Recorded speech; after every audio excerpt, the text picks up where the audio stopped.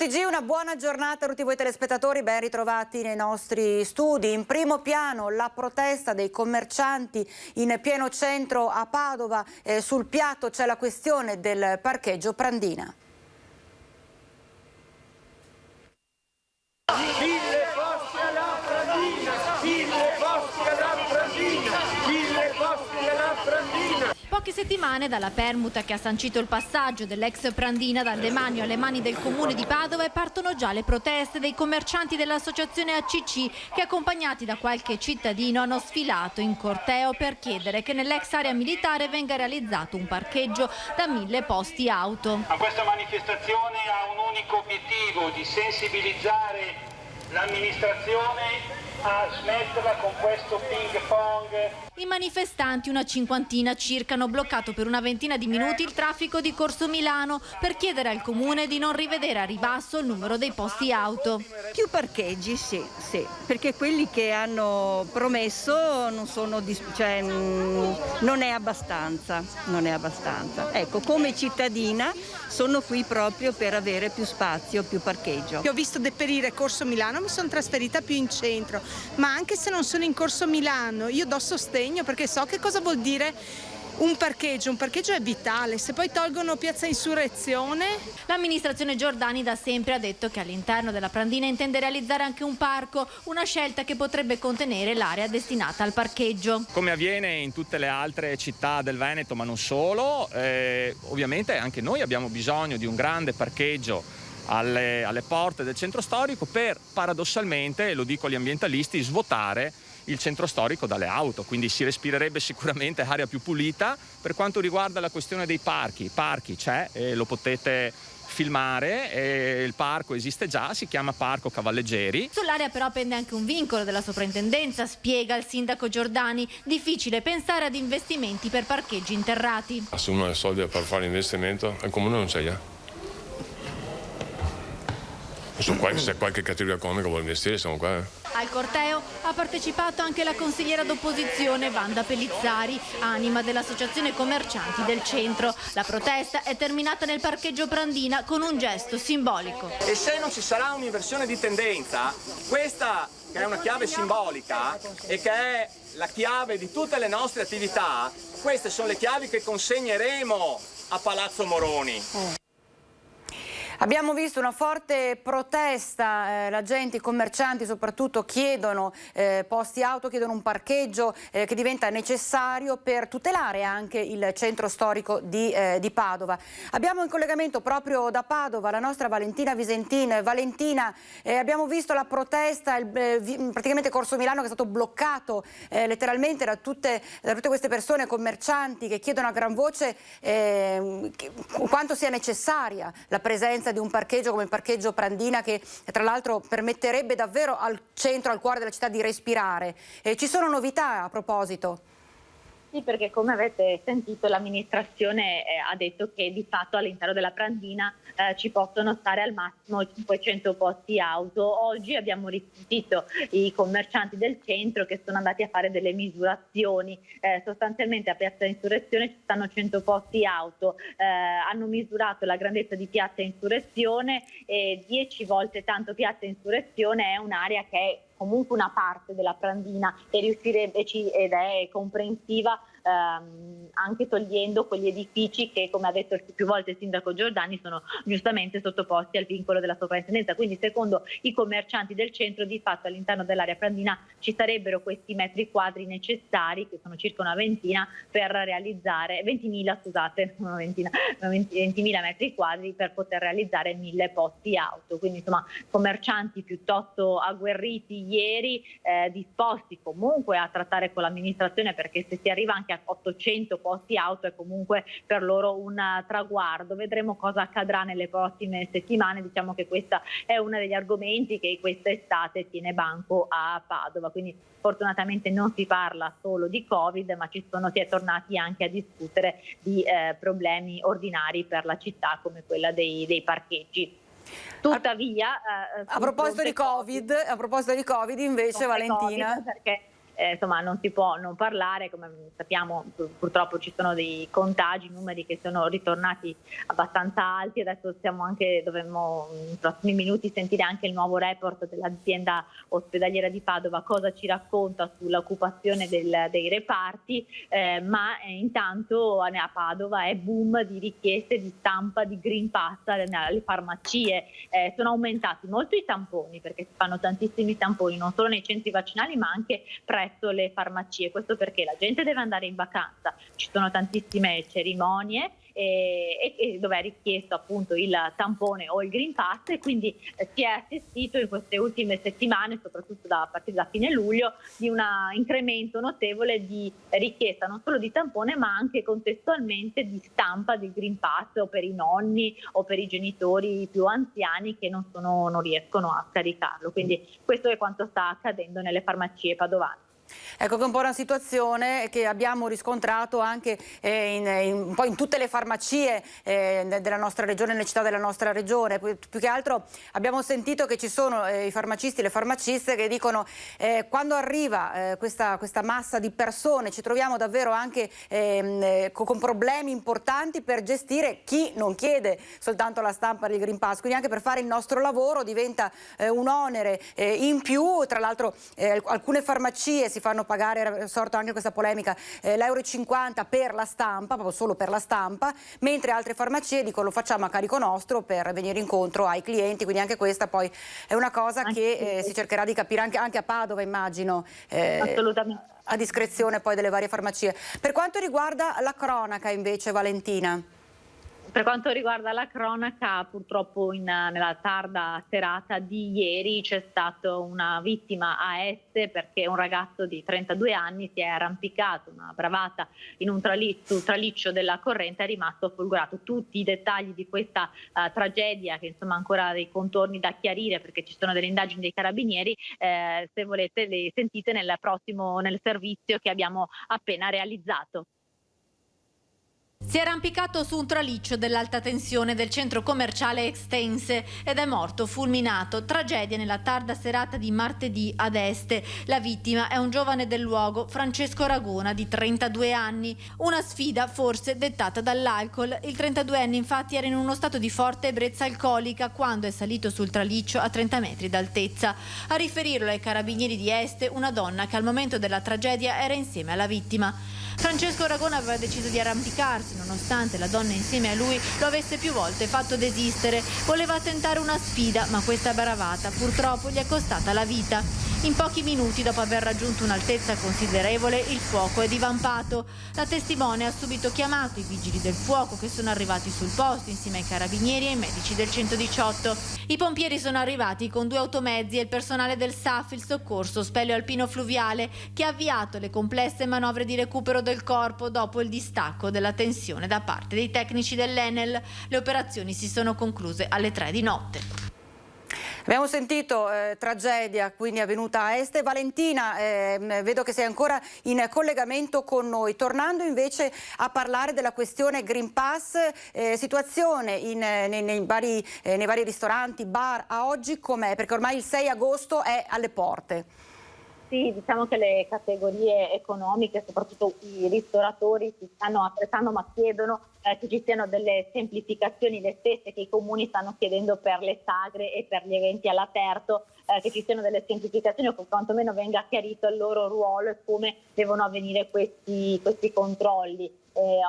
Questa sera nel telegiornale torneremo sulla questione Green Pass sentendo anche le categorie economiche, quindi come ci si potrà, quali in azienda, nelle aziende, come ci si sta attrezzando, perché come ben sapete il governo sta discutendo proprio in questi giorni anche come estendere il Green Pass anche per alcune attività economiche, quindi interessante capire come ci si prepara anche per i concerti, perché ci sono molti eventi all'aperto qui a Padova e già alcuni gestori di concerti e di spettacoli si stanno attrezzando con delle applicazioni particolari che utilizzeranno per sanzionare i vari Green Pass di chi si è prenotato.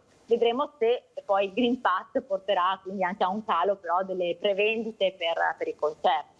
Sì, perché c'è anche questo da mettere sul piatto, in effetti anche in città a forte vocazione turistica, Padova è un chiaro esempio nel nostro Veneto, le limitazioni saranno importanti. Sì, vedremo come andrà insomma, in questi giorni di agosto. Certo, ascolta, e per quanto riguarda proprio invece le persone, la gente che avete avvicinato, come la vedono? La gente comune, insomma, che siano padovani o che siano turisti. Che molti padovani sono convinti del Green Pass, della necessità del Green Pass, anche perché, come abbiamo detto anche nei giorni scorsi, la provincia di Padova ha dato una buona risposta sul fronte delle vaccinazioni. Abbiamo già una copertura del 61,5% della popolazione padovana, ci sono 80.000 persone che hanno prenotato già la seconda dose che verrà fatta in queste settimane e 40.000 persone che invece sono attese e che hanno già prenotato invece la prima dose.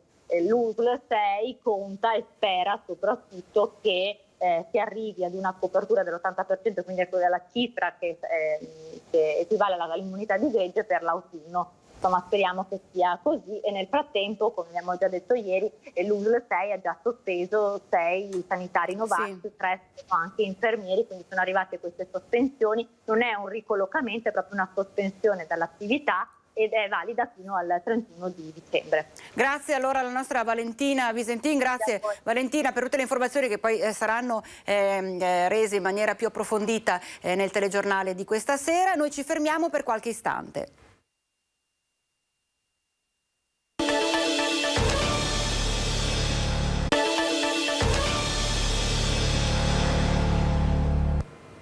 Focus TG, siamo nuovamente in diretta. Dopo il collegamento con la collega Valentina Visentin da Padova ci spostiamo a Vicenza. Vedo già in collegamento Skype Gabriella Basso. Buongiorno Gabriella, che novità oggi da Vicenza?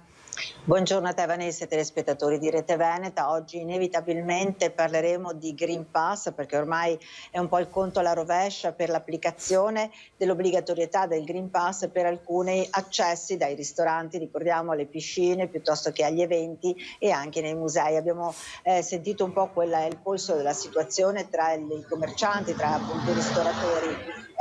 La preoccupazione intanto di alcuni che è proprio di non sapere ancora come fare, come organizzarsi, come controllare i propri clienti. Dall'altra l'associazione di categoria che dice non siamo noi che dobbiamo controllare e soprattutto non è giusto, non è corretto che ci sia appunto una sanzione così pesante. Questi sono diciamo i principali argomenti che vengono addotti da quelli che sono i ristoratori e l'associazione di categoria.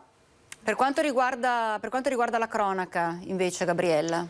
Per quanto riguarda la cronaca abbiamo una rapina di una monopattino avvenuta all'alba del 3 agosto da parte di un cittadino di origine senegalese, proprio preso anche in flagranza da parte dei carabinieri perché tra l'altro una rapina nel vero senso della parola perché ha puntato un cutter contro il proprietario una specie di coltellino insomma contro il proprietario del monopattino e poi è scappato. Questo è venuto a San Lazzaro, pensate alle 5:30 del mattino e è stato beccato dai carabinieri in una via laterale, intervenuti immediatamente sul posto appena è scattato l'allarme. Abbiamo dei furti in appartamento successi in provincia, la banda che sta un po' razziando il territorio della provincia, si parla di 5 persone, 4 o 5 dipende, insomma travisate, che arrivano in macchina o la notte o anche al pomeriggio magari si rendono conto, seguono, battono un po' il territorio e capiscono che il proprietario non è in casa e vanno a rubare a colpo sicuro. Quello che trovano, raffano quello che trovano. In questo caso per esempio è successo ad Albettone, hanno portato via nell'abitazione del proprietario che era assente 500 euro che erano in un cassetto, a dare l'allarme è stato un vicino, mentre a Camisano hanno portato via 250 euro. Non sono cifre rilevanti ma è il fatto che comunque stanno battendo la provincia e praticamente qualsiasi abitazione che può essere oggetto appunto del loro tentativo. Ascolta, io ne approfitto, ti tengo in linea perché vorrei lanciare un servizio che è legato alla questione Green Pass. Siamo nell'ULSS 2, quindi siamo nel Trevigiano. Si pensava che con l'introduzione del Green Pass praticamente obbligatorio per la maggior parte degli eventi ci fosse anche di corrispettivo un aumento di persone che si prenotano per il vaccino. Non è stato così nel Trevigiano e tra l'altro a non richiedere la vaccinazione sono anche diversi infermieri, medici, insomma personale sanitario, ma vediamo. Nessuna accelerazione nelle prenotazioni dei vaccini, sebbene all'entrata in vigore del Green Pass obbligatorio per una serie di attività manchino solo 3 giorni. Di contro l'ULSS 2 amplia da giovedì a sabato gli orari dei punti tampone di Altivole e Conegliano fino alla sera alle 20, come all'ex dogana di Treviso. Molti potrebbero infatti scegliere di sottoporsi al test per andare a cena al ristorante, al cinema, a teatro o in palestra. Ad adesso noi non abbiamo segnali di una maggiore attenzione, abbiamo ancora tanti posti a disposizione, quindi veramente chi volesse vaccinarsi, veramente ci sono ancora tanti posti disponibili. Ieri abbiamo fatto più di 6.000 vaccinazioni, sono numeri importanti, però è auspicabile che soprattutto tra i giovani ci fossero ancora più e maggiori adesioni.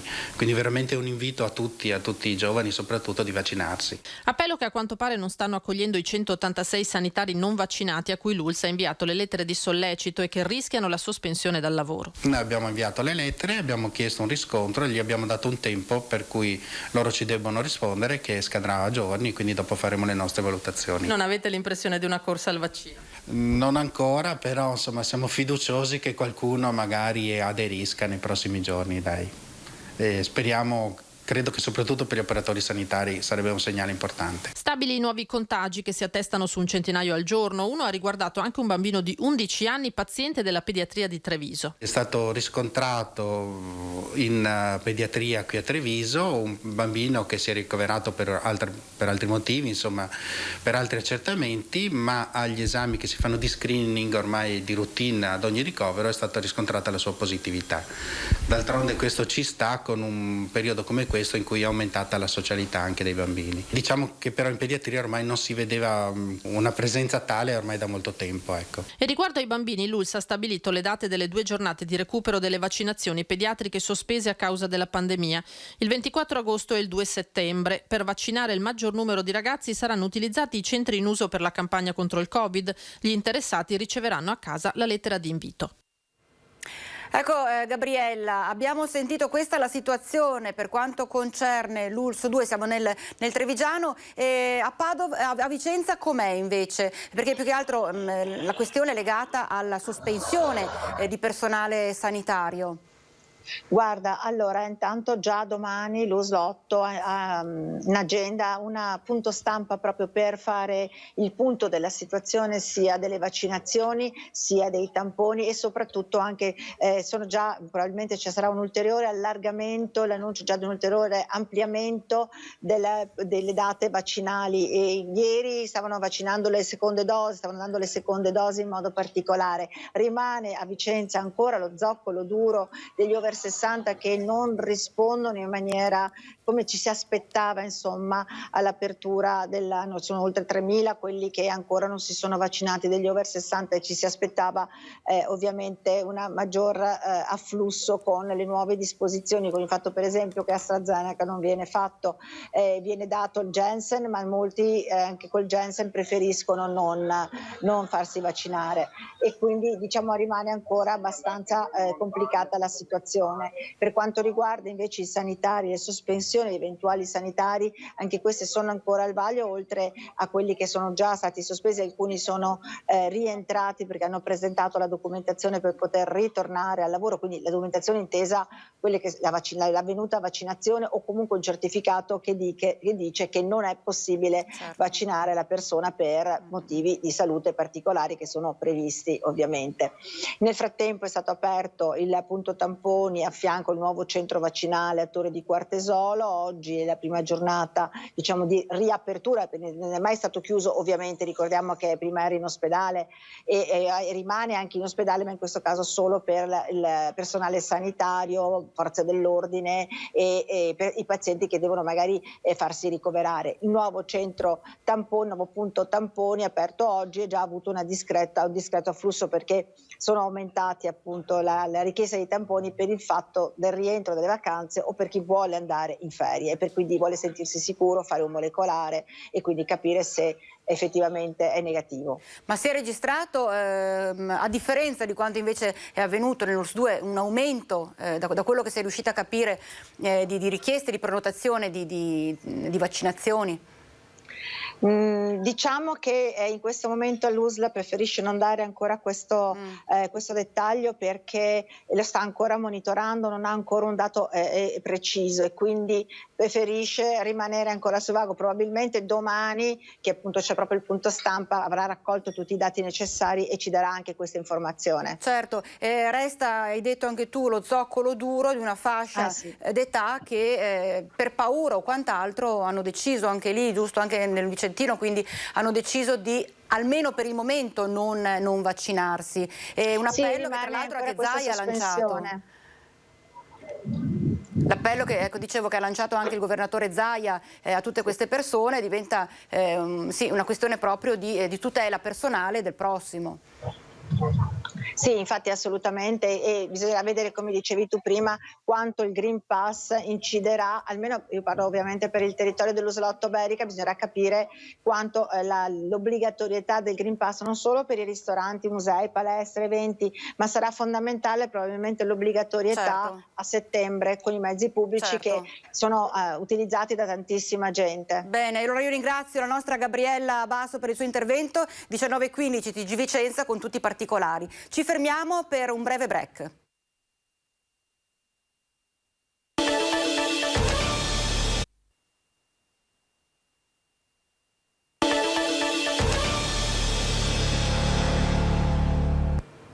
Focus TG, siamo nuovamente in diretta. Vedo in collegamento dalla Protezione Civile regionale che è tutto allestito, tutto pronto, perché tra qualche minuto arriverà il governatore del Veneto Luca Zaia per l'aggiornamento della situazione nella nostra regione. E continuando a parlare invece di coronavirus, vaccinazioni, Green Pass e quant'altro, andiamo a vedere com'è la situazione nelle case di riposo. Accelerare sulla campagna vaccinale per immunizzare anche quel 13% di anziani veneti che ancora manca. All'appello è quanto chiedono le segreterie generali venete dei sindacati dei pensionati, preoccupate per quei 160.000 over 65 che ancora non hanno ricevuto la prima dose. Si tratta evidentemente di quello zoccolo duro di persone che, nonostante gli appelli, le lettere inviate a domicilio, gli inviti quasi porta a porta dei sindaci, non si sono ancora immunizzati ed ora, con il dilagare della variante Delta, rischiano di più. Che il vaccino funzioni è fuori di dubbio, lo dimostrano i dati delle case di riposo. Nel nostro caso, da gennaio ad oggi abbiamo vaccinato 2.000 persone e non abbiamo più avuto nessun caso di Covid. Io non so chi ha ragione o torto, io porto i dati di realtà. Ecco, il dato di realtà è questo. Cosa succede? Succede che la variante, cosiddetta variante, va a beccare soprattutto i ragazzi che non sono vaccinati e che portano all'interno della famiglia il virus, il quale va a intaccare quelle persone oltre i 65 anni che non hanno ancora la vaccinazione. Ed è di queste ore la circolare del Ministero della Salute sulle visite nelle RSA, circolare che richiama l'attenzione sull'opportunità di assicurare ad un familiare, purché munito di Green Pass, l'accesso alla casa di riposo per la visita al proprio caro, anziano o disabile, tutti i giorni della settimana per una durata possibilmente di 45 minuti, misura che all'ISRA di Treviso, con 700 visite di parenti a settimana, è già in vigore, anche se, sottolinea il direttore, il problema è un altro ed è sempre legato all'ormai drammatica carenza di personale. Il Ministero continua a fare le regole senza rendersi conto di come stanno vivendo le RSA. Non si può tenere aperto per sempre 45 minuti al giorno per tutti a 360 gradi senza il personale, o comunque in periodo estivo dove il personale va in ferie dopo 18 mesi di lavoro in miniera. Ecco, questo mi sembra che il governo sia poco attento a queste cose. Ci dia una mano e faremo così e molto di più. E a proposito di vaccinazioni, sabato prossimo, il 7 agosto, a Carmignano sarà il Vax Day. Un'intera giornata dedicata alla vaccinazione anti-Covid fatta nel proprio comune di residenza. Il Vax Day sabato 7 agosto a Carmignano di Brenta, il primo nell'Alta Padovana. Le somministrazioni si faranno all'interno della scuola primaria De Amicis in piazza Marconi dalle 8:30 alle 13:30 e, se il turno della mattina verrà riempito, anche nel pomeriggio dalle 15:30 alle 18:30. Obiettivo: raggiungere il 28% dei carmignanesi che ancora non hanno provveduto a vaccinarsi o a prenotarsi. Con questa iniziativa abbiamo voluto dare un messaggio forte nei confronti della vaccinazione, ma soprattutto abbiamo voluto dare un servizio. Ecco, abbiamo visto appena arrivato il governatore del Veneto Luca Zaia e vi lascio alla conferenza stampa in diretta.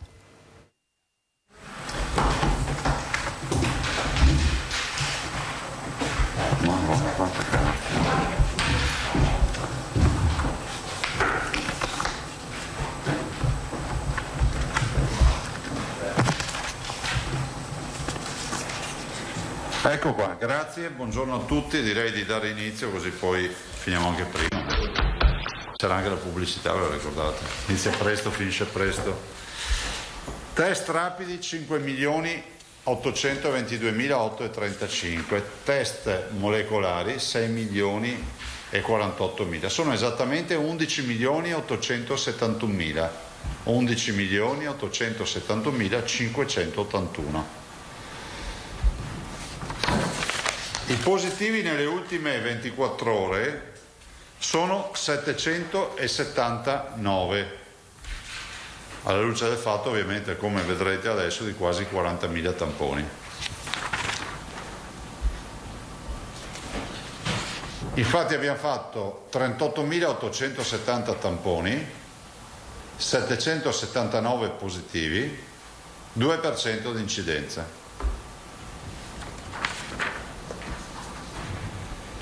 I positivi dall'inizio del famoso 21 febbraio 2020 sono 438.968.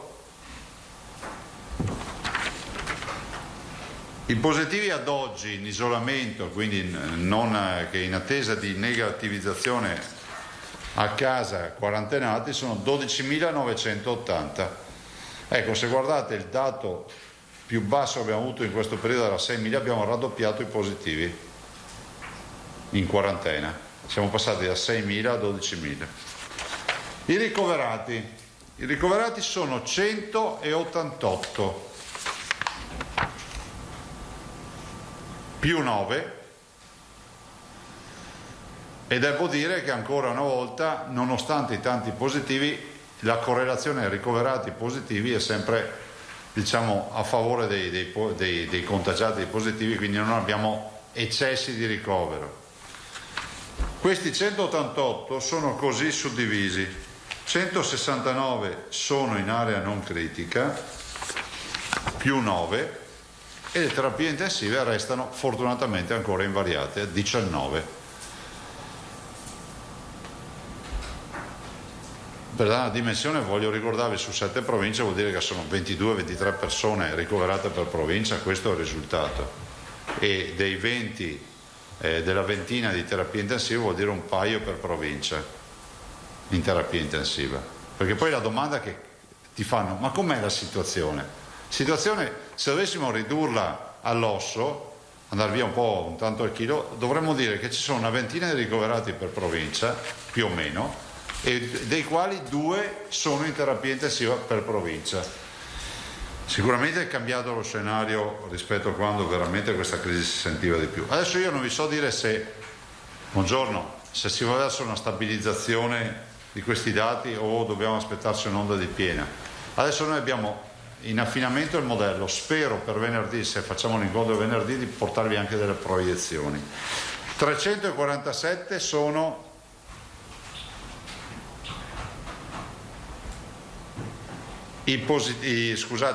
terapie intensive non Covid.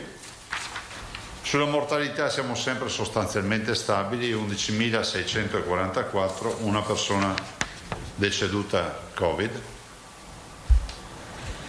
e 22.510 sono i guariti, o meglio i dimessi dagli ospedali. I guariti sono molti di più. Allora, due brevi considerazioni. Vi avevamo annunciato che ci sono novità, e di novità noi ne abbiamo sempre, se no non faremo il punto stampa e non chiederemo il vostro aiuto. Dopo di me interverrà l'assessore Lanzarin che vi dà uno spaccato su scuola, su scuola, sulla... Ah, prego. Ah, scusa. Radio Wellness, anche al coso adesso che sei?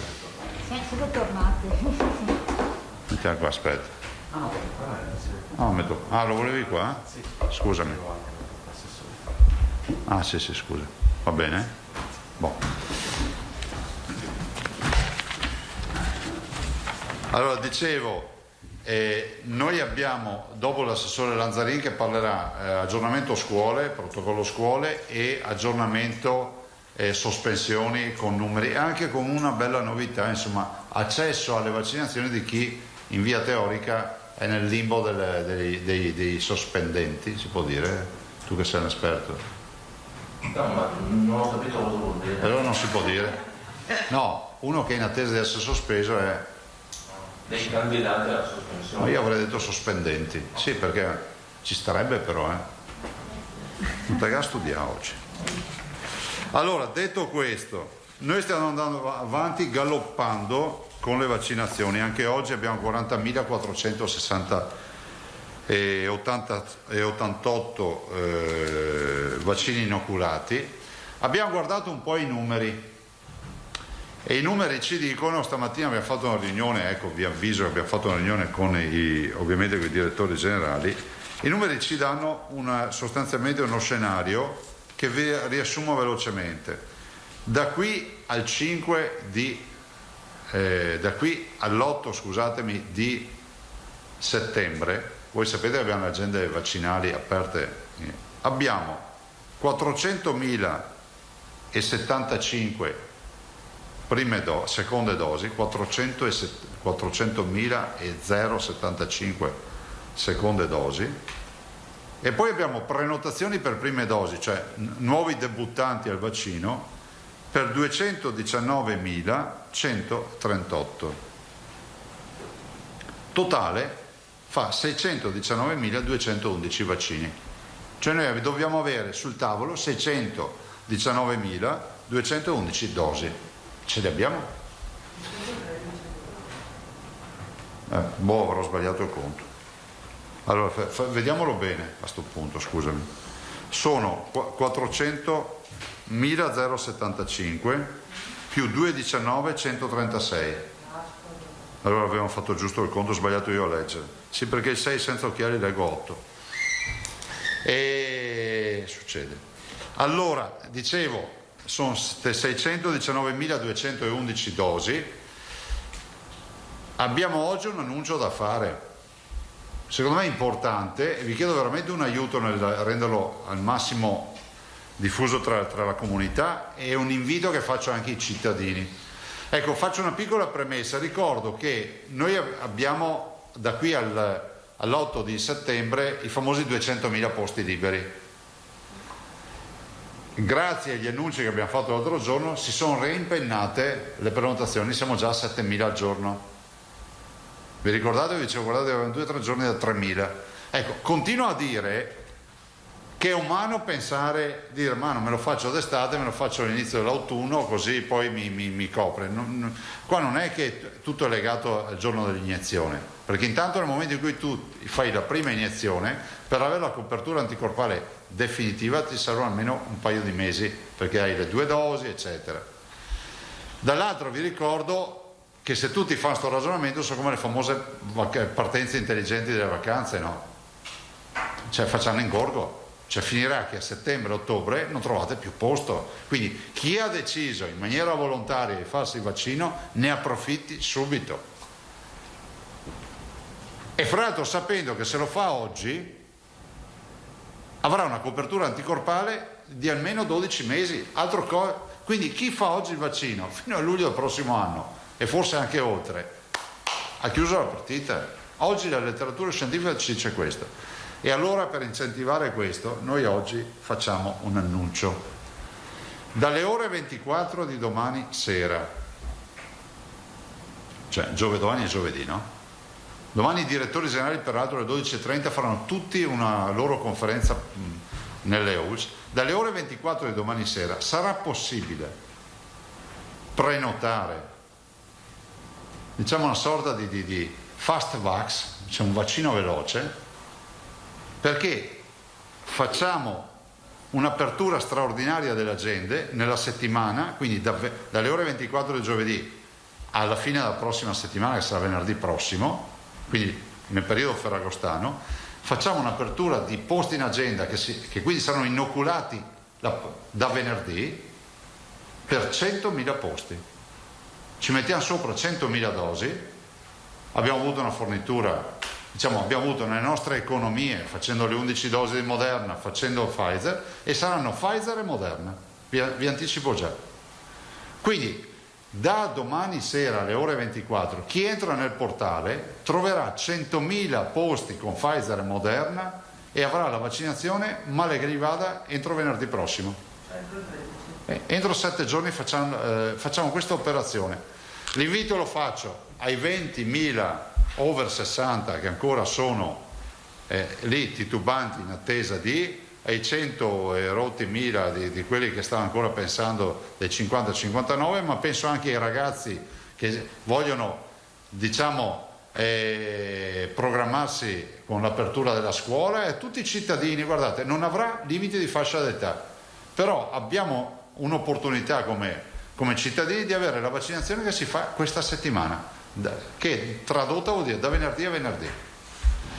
Sono 100.000 posti, non sono pochi. Ringrazio tutti i centri vaccinali, perché oltre a quello che c'è già prenotato, questi 100.000 posti ci porteranno almeno sopra le 50.000 dosi tutti i giorni, perché se fate un conto sono circa 15.000 dosi in più al giorno per 7 giorni.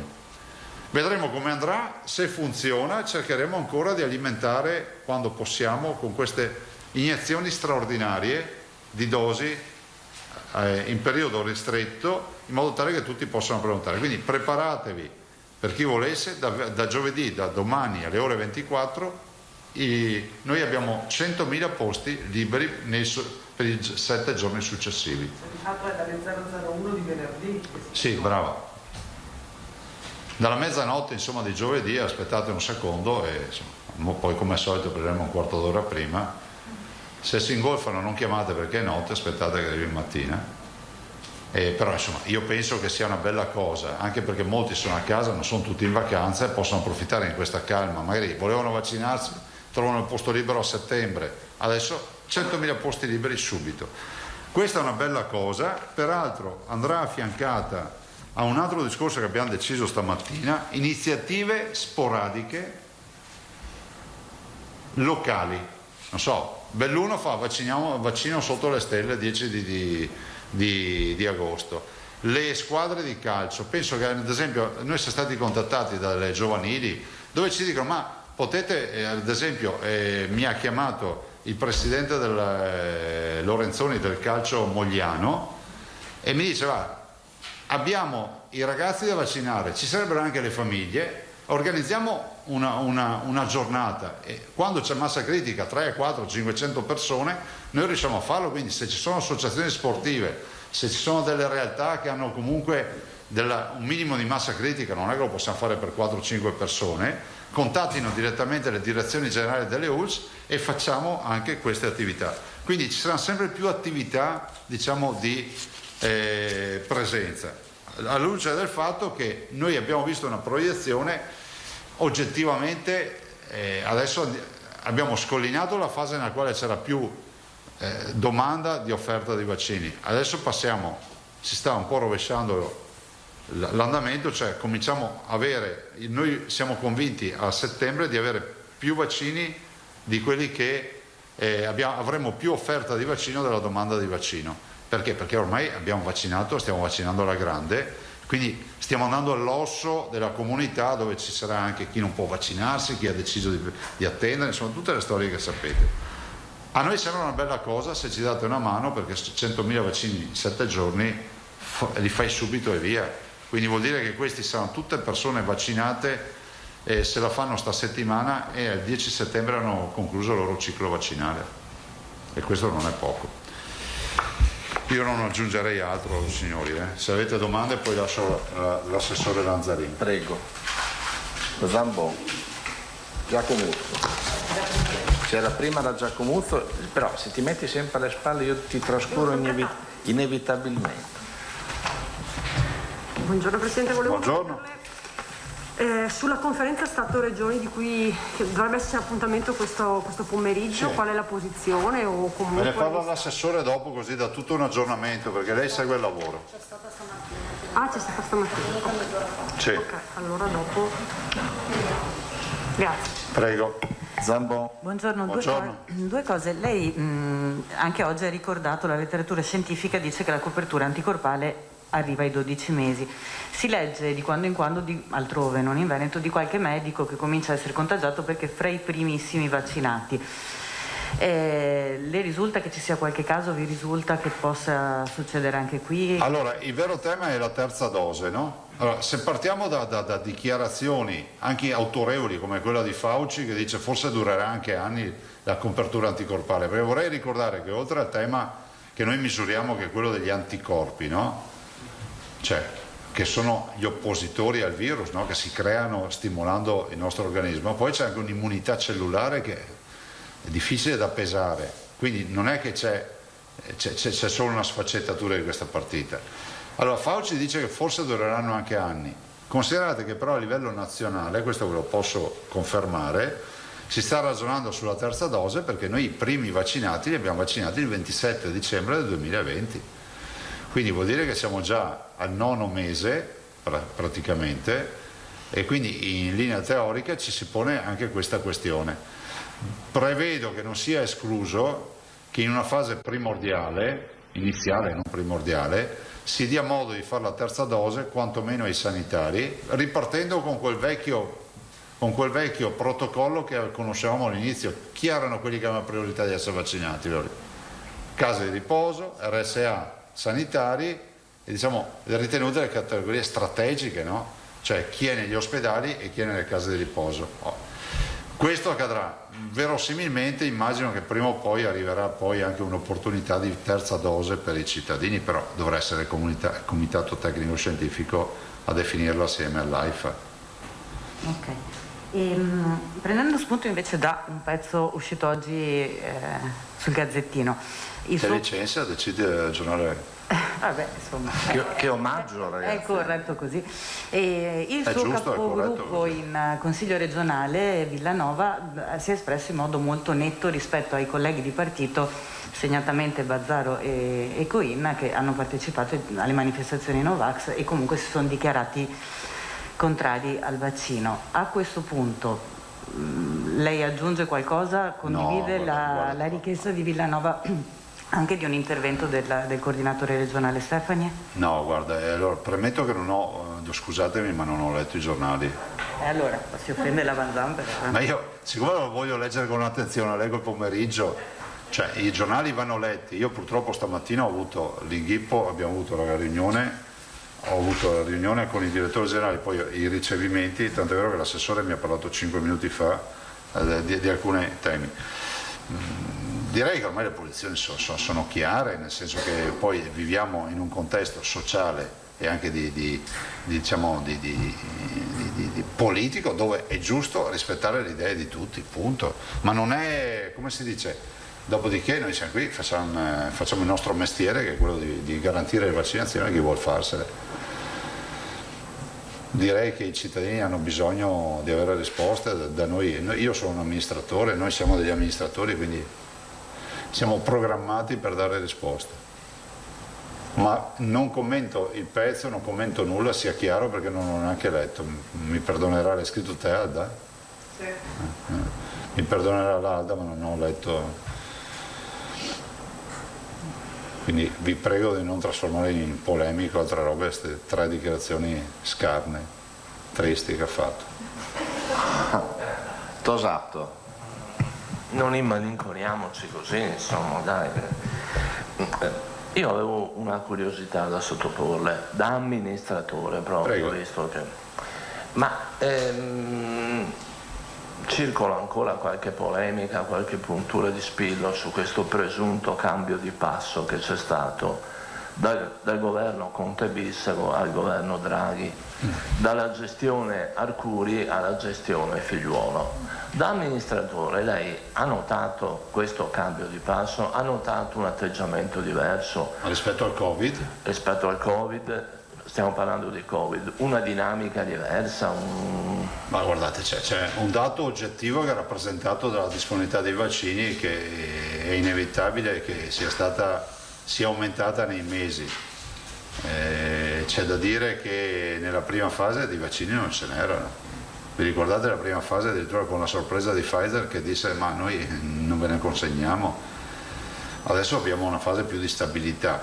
È innegabile che il generale Figliuolo abbia trattato e stia trattando, tanto è vero che ci aspettiamo un surplus, un'extra fornitura di vaccini in virtù di trattative che a me risulta lui stia facendo. Dopodiché guardate, io penso che davanti a tante persone che hanno perso la vita, a tante persone ricoverate, a tragedie umane, a storie di segregazione, pensate a molti anziani nelle case di riposo che hanno difficoltà a vedere i propri cari, a tutto quello che è accaduto, a chi ha perso un familiare e non è riuscito neanche a vederlo perché comunque il Covid prevedeva le regole. Ecco, davanti a tutto questo penso che ogni polemica sia da evitare, nel senso che noi guardiamo avanti, punto. Come ho detto l'altra sera a Milano Marittima c'eri, quindi non capisco perché mi hai rifatto la domanda. Si è seguita a Milano Marittima? Tosato era presente a Milano Marittima. Non l'hanno intervistato. Ma non mi intervista Tosato. Io non ho ben capito la sua risposta, mi perdoni. L'altra sera? No, adesso. No, ho detto che no. Se ha notato un cambio di passo, se c'è stato un miglioramento, ce lo dica, non è mica... No, ma guarda, ti ho detto, la disponibilità di vaccini maggiore è stata la vera novità rispetto al Covid, dopodiché ogni giorno la sua pena, l'ha avuto con il governo Conte 1, ce l'ha anche con questo governo, ma non lo attribuisco, cioè, come si può dire, non darei una lettura politica in questa fase. Posso dirvi che il governo Draghi ci sta dando dei risultati che l'altro governo non ci dava, ma tu mi hai detto di parlare di Covid e quindi sul Covid ti dico questo, stiamo andando avanti, si naviga un po' diciamo a vista rispetto ai vaccini, ste robe. Se mi dici rispetto in generale ti dico che noi col governo Draghi stiamo avendo sicuramente più soddisfazione di quello che avevamo prima, appunto, questo sì, lo posso dire, ma non sul Covid, nel senso, mi hai fatto una domanda sul Covid, io non voglio fare polemica sul Covid. E Prigioni. E avevi finito, Filippo? Sì. Buongiorno a tutti, buongiorno Presidente. Buongiorno. Orgoglio Veneto, io esulo dal Covid, oro ciclismo, e c'è un campione veneto, un campione friulano, record mondiale. Beh sì, insomma abbiamo esultato tutti stamattina, no? Il seguimento, un milanese lo possiamo dire, abbiamo esultato tutti perché comunque è stata, ora stavo riprendendo l'agenzia anche perché dicevo è stata una bella vittoria, pensare che con l'inseguimento a squadra mi ha portato a casa l'oro e c'era uno dei nostri e direi grazie per la bella figura che fa il Veneto, ma grazie anche perché il medagliere a livello nazionale comunque non è stato così devastante come magari poteva accadere, quindi è anche un buon periodo perché se pensate vinciamo gli europei, alle Olimpiadi ci siamo fatti valere, insomma ci sono tanti primati, abbiamo avuto la portabandiera delle Olimpiadi che è un'altra veneta, insomma bene, direi ottimo. Grazie. Prego. Fra l'altro il papà, se non ricordo male, forse lavora da noi in ospedale. Lavoro in ospedale a Dolo, non so con quale ruolo, mi dicono. Altre domande? Poi una io a collettiva, mi sono arrivate un sacco quindi non l'attribuisco a testate, ma la faccio io in nome di tanti giornalisti. Ma forse, scusa, Lamont tu lo conosci, Martina? Non è mai... Perché delle tue parti oltretutto. No. Quindi grazie a Francesco Lamon. Prego Alda. Presidente, grazie. Prego. Noi abbiamo tra un paio di giorni di nuovo la classificazione a colori. Il Veneto è tranquillo, resterà bianco, Sì. quindi mascherine...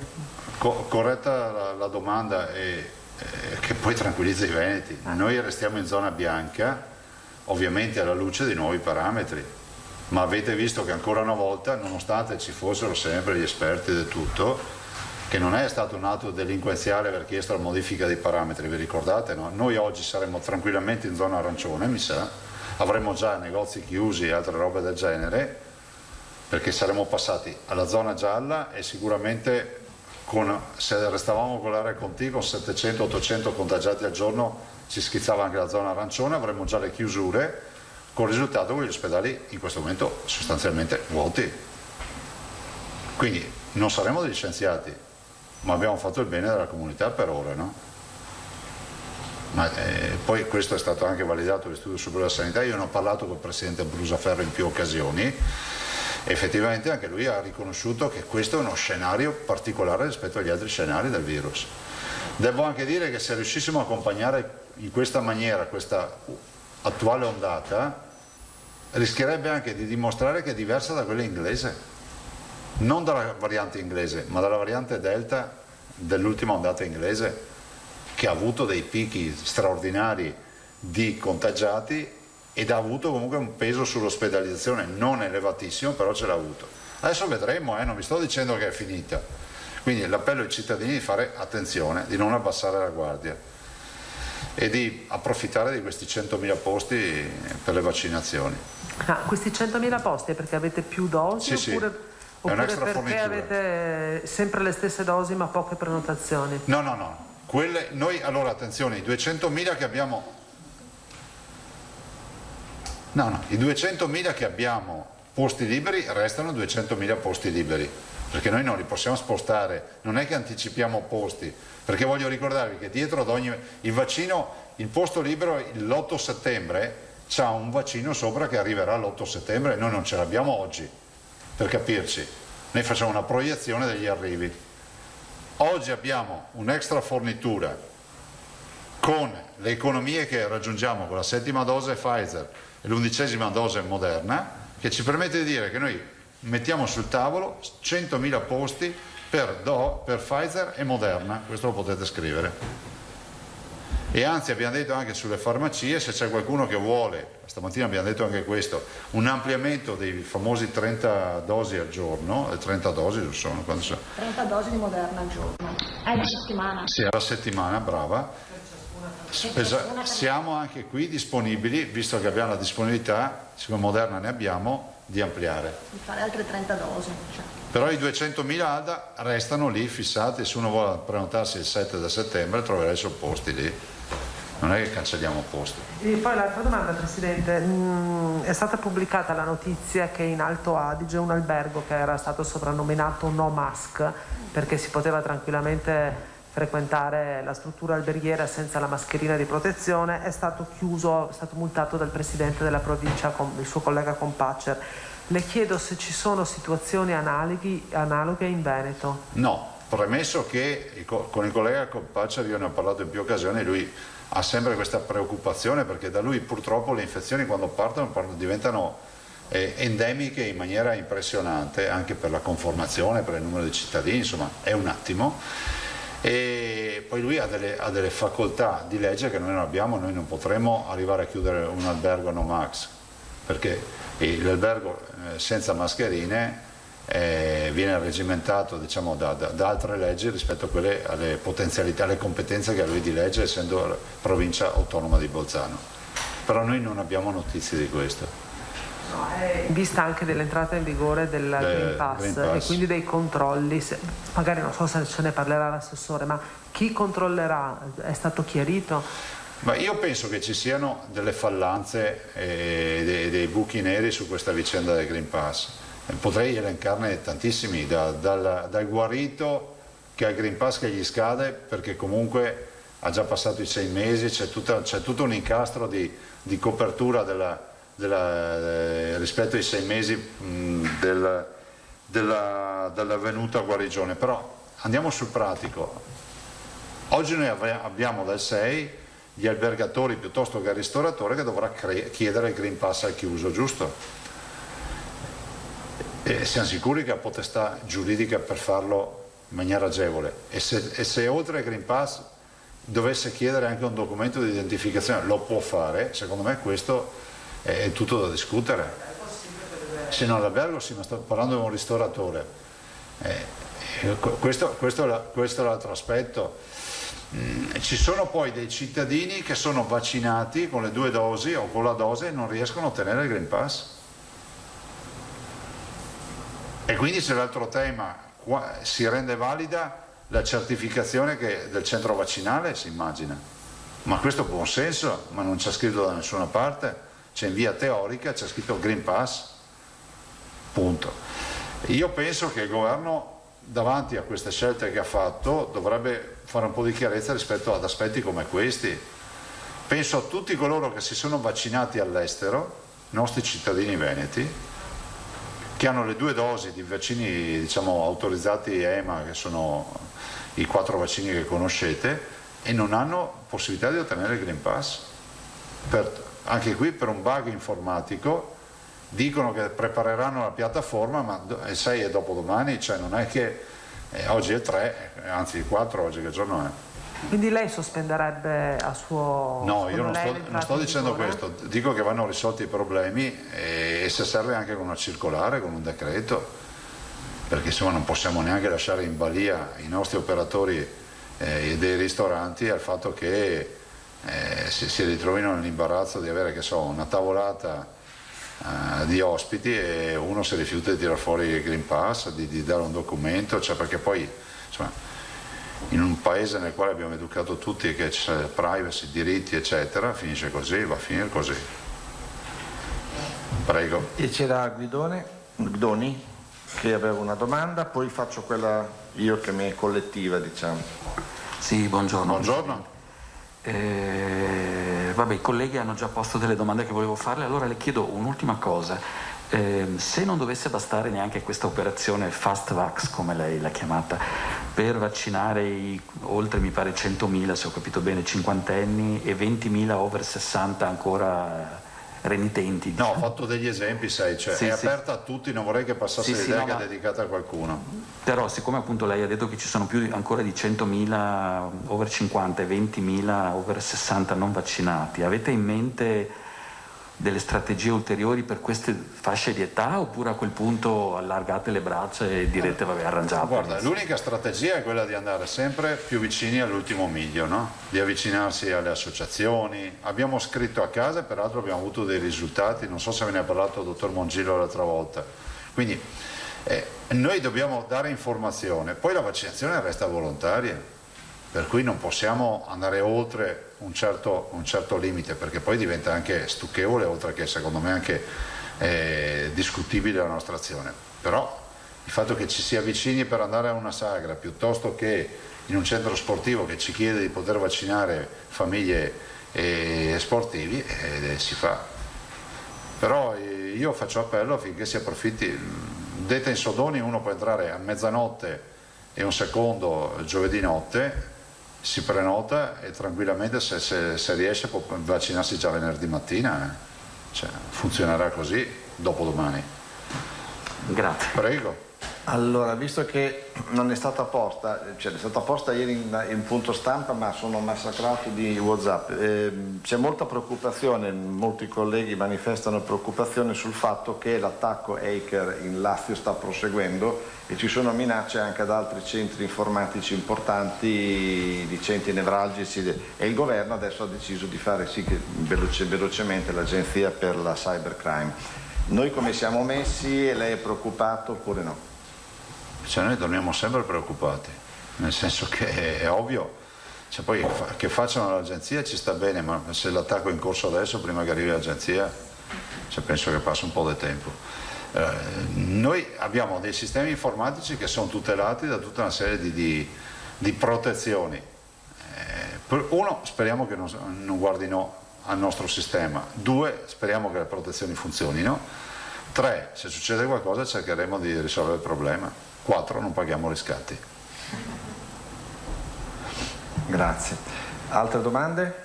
Allora daremo la parola. Sì, lascio l'assessore Lanzarini. Grazie. Probabilmente venerdì, così vi do già un primo esito anche delle prenotazioni. Buon lavoro.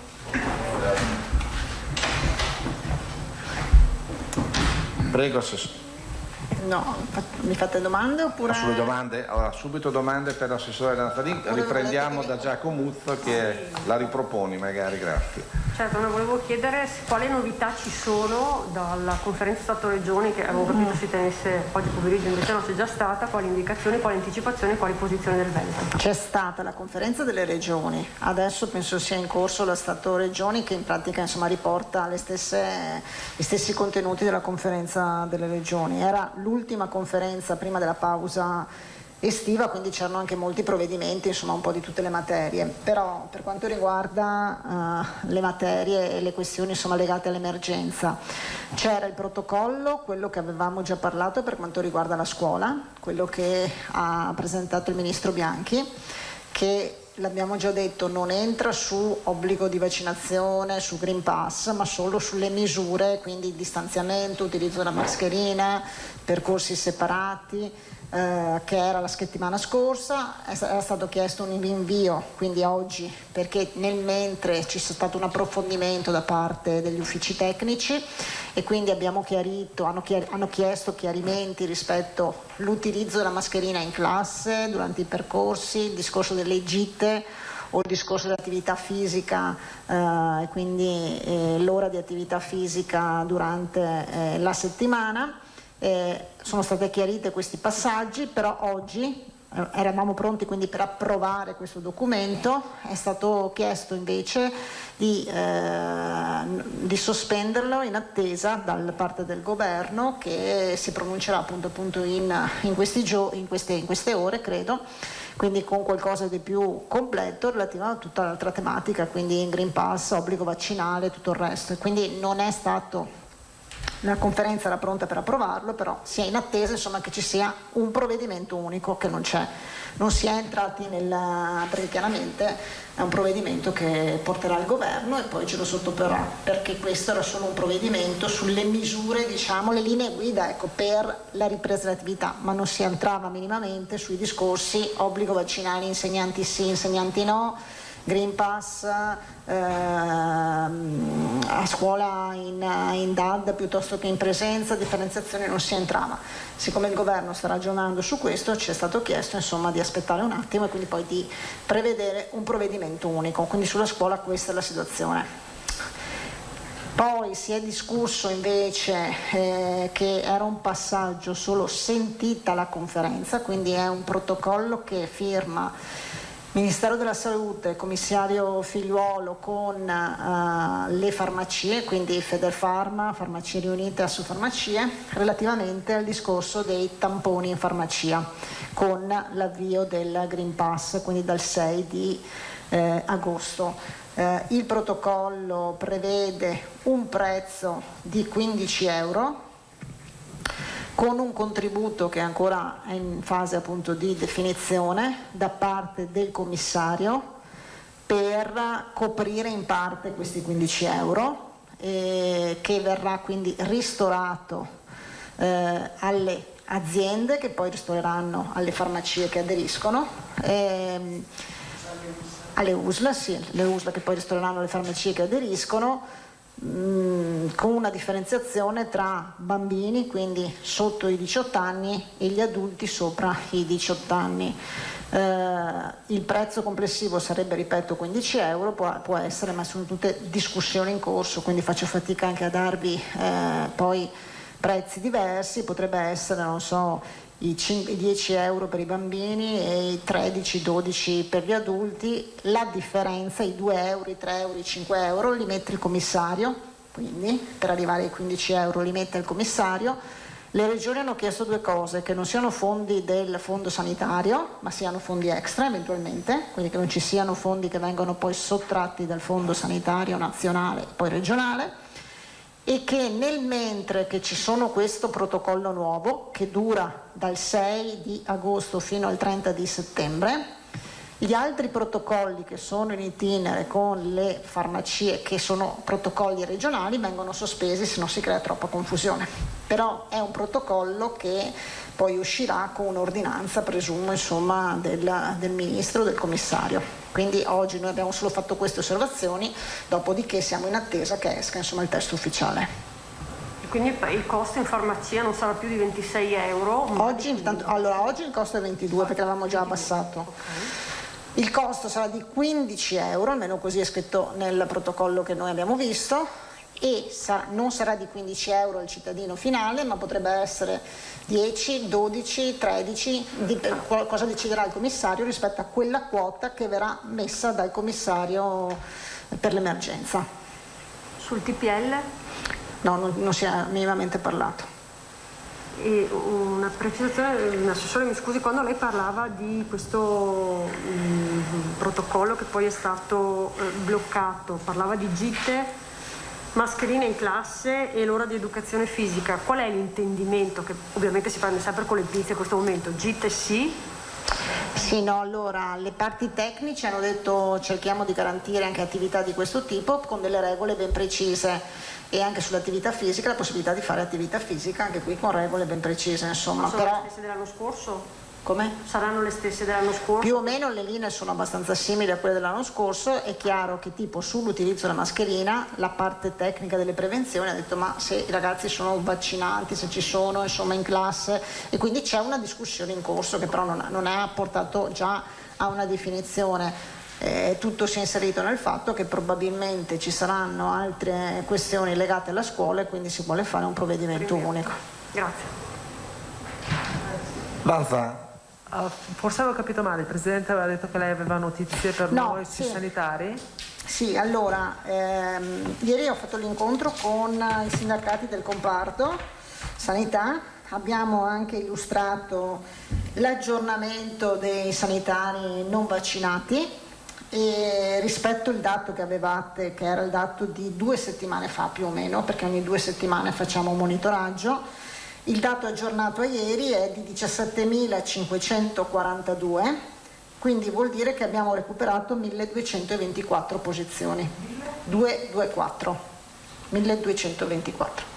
Quindi vuol dire che 1.224 persone hanno preso appuntamento per fare il vaccino. E questo insomma è sicuramente un dato positivo. Continua l'attività presso ogni singola azienda con le commissioni proprio per verificare se la persona non può vaccinarsi perché ha patologie di un certo tipo, oppure insomma se nel mentre si è iscritta e quindi ha prenotato per il vaccino, e noi ci auguriamo che questo sia un dato insomma che vada anche a diminuire. La preoccupazione, un po' lo posso anche dire, insomma ieri parlando anche con i sindacati, è quella che chiaramente un numero importante.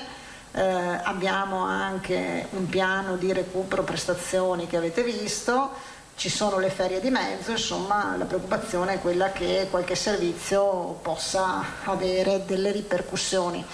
Le aziende, i direttori generali stanno lavorando per cercare di evitare il più possibile questa cosa. Scusi, e i sospendenti, copyright la AIAT, cosa voleva dire? No, sono quelli che erano stati sospesi ma poi anzi sono ravveduti sul... Sono 1224? Sì. Guidoni, avevi una domanda? Sì, buongiorno Assessore, mi scusi, solo una precisazione, non ho capito se l'accordo che di cui lei ha appena parlato farmacie? Sui prezzi calmierati dei tamponi riguarda solo le farmacie o anche i poliambulatori privati? L'accordo oggi com'è inserito è solo proprio l'accordo recita tra Ministero della Salute e Commissario per l'emergenza, Assofarma, Farmacie Riunite e Federfarma. Quindi le sigle delle farmacie che raggruppano poi le farmacie. E i tempi? Si parla di giorni, settimane? No, io credo che già oggi o massimo domani esca con l'ordinanza o con lo strumento insomma legislativo che sarà previsto, perché cioè tutta questa operazione è funzionale all'avvio del Green Pass il 6 di agosto. Ok, grazie. Tosato. Sì, Assessore, buongiorno. Un chiarimento sui sanitari non vaccinati.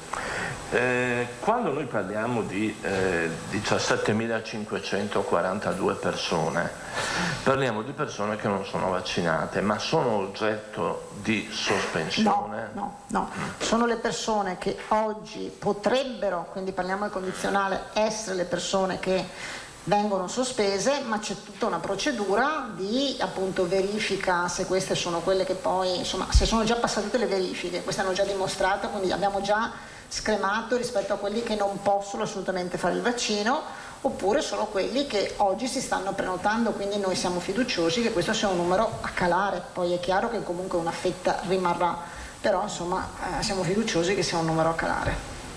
Ecco, gli effettivamente sospesi quanti sono? Dovremmo fare una ricognizione sulle singole USL, perché io vedo anch'io, insomma, e poi ho sentito che l'USL Berica ha sospeso, mi sembra l'USL Polesana ha sospeso qualcuno, l'USL Euganea ha sospeso qualcuno, numeri sempre bassi, parliamo sempre di 20, insomma cifre di questo tipo, 10, però eventualmente proviamo per venerdì fare una ricognizione, vi diciamo anche insomma in totale quante sospensioni ci sono, insomma la provo a chiedere tra oggi e domani, e per venerdì se c'è il punto stampa possiamo anche darvi un numero insomma oggi di quante sospensioni effettivamente sono state fatte. Grazie. E con questo, se la Prigioni non ha altro, bene. Possiamo chiudere e forse venerdì, come hai detto.